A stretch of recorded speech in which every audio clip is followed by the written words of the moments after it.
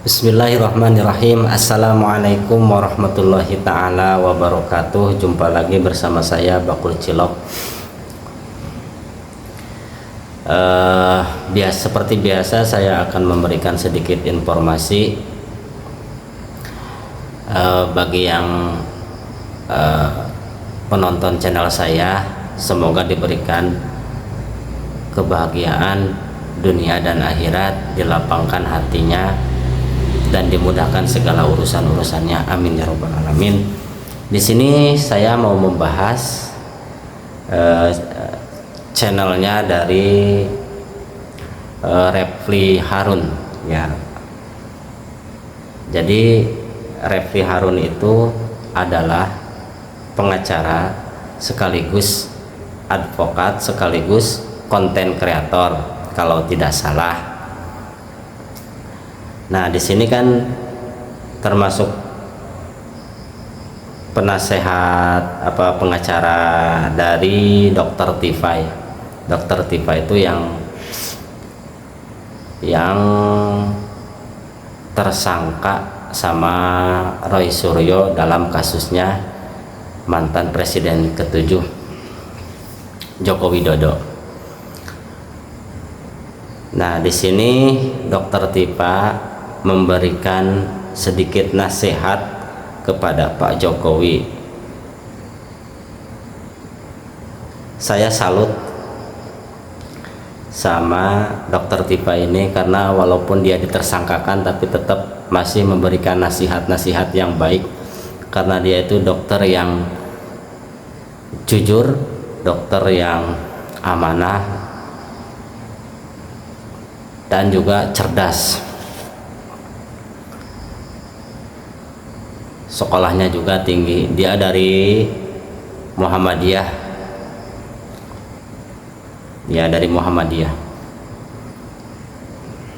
Nah, langsung saja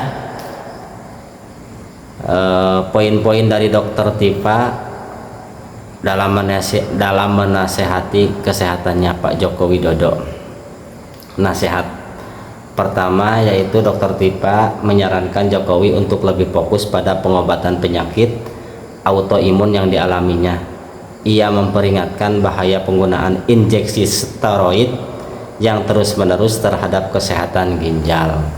Nah, apa itu steroid? Silahkan, injeksi steroid itu apa? Silahkan cari saja sendiri.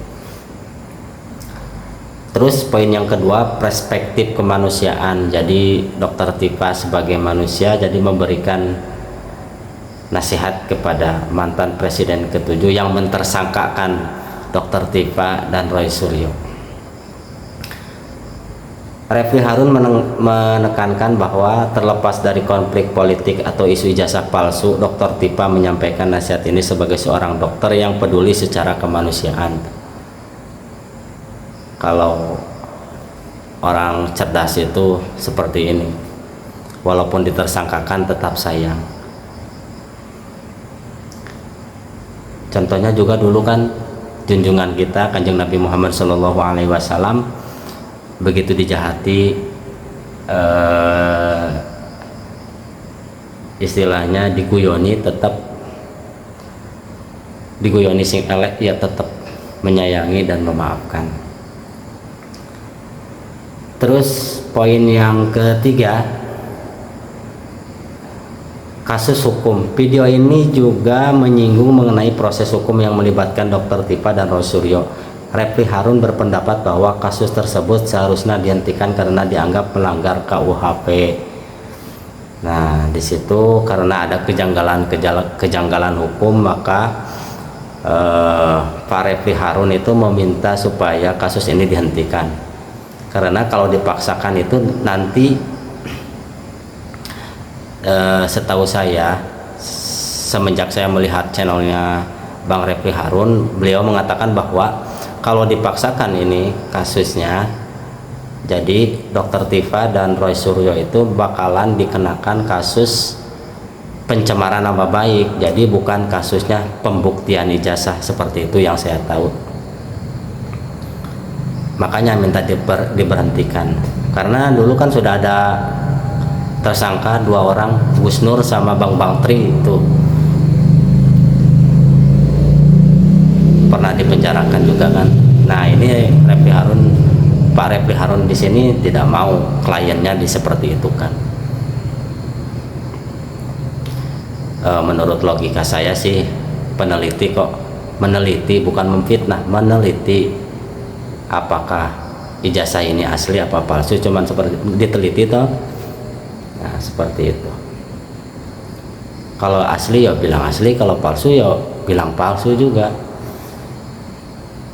Bukan memfitnah. Kalau memfitnah kan ijazahnya dulu dibuktikan, baru dikatakan apa asli apa palsu. Nah seperti itu.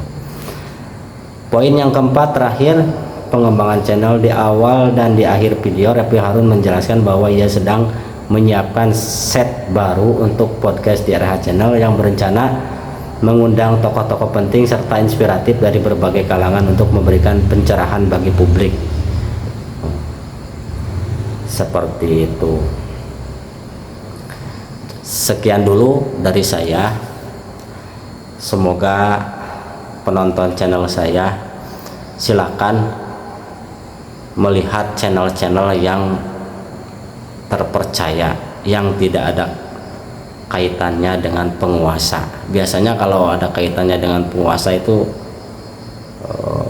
agak rancu dalam artian susah mencerna dalam logika, itu tanda tanya lah.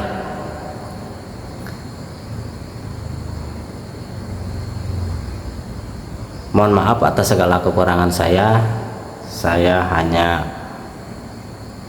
menyampaikan apa yang ada di sini.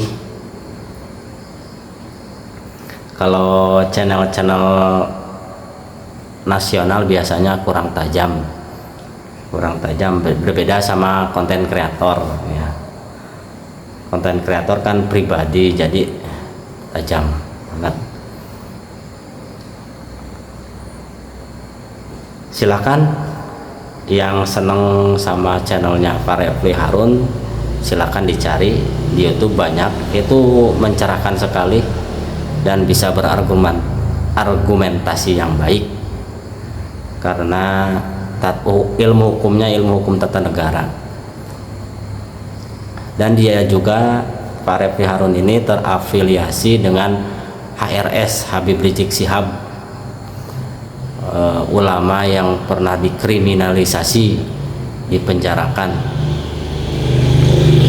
dan ada santrinya juga kan yang terbunuh itu, yang dibunuh, katanya dibunuh, masih berseliweran beritanya juga, masih nggak jelas kasusnya. KM 50 itu ada 6 laskar FPI yang diduga dibunuh seperti itu dari pihak FPI. Ya, kita doakan orang-orang yang baik yang selalu menyuarakan ketidakadilan di negeri ini. Semoga virus-virus demokrasi bisa musnah di negeri ini dan Allah Subhanahu wa Ta'ala memberikan pertolongan kepada kita semua. Kita doakan juga mereka yang berjuang di pusat, untuk para ulama. Semoga Allah Subhanahu wa Ta'ala memberikan kekuatan untuk menyampaikan kebenaran walaupun pahit. Terus karena kalau tidak diucapkan kebenaran di ruang publik, itu yang berseliweran di publik ini malah banyak narasi-narasi hoax. Contohnya juga kan kasusnya Pak JK itu dipotong terus dibikin narasi, kan berbahaya juga. Semoga Allah Subhanahu wa Ta'ala memberikan kebaikan-kebaikan bagi kita semua.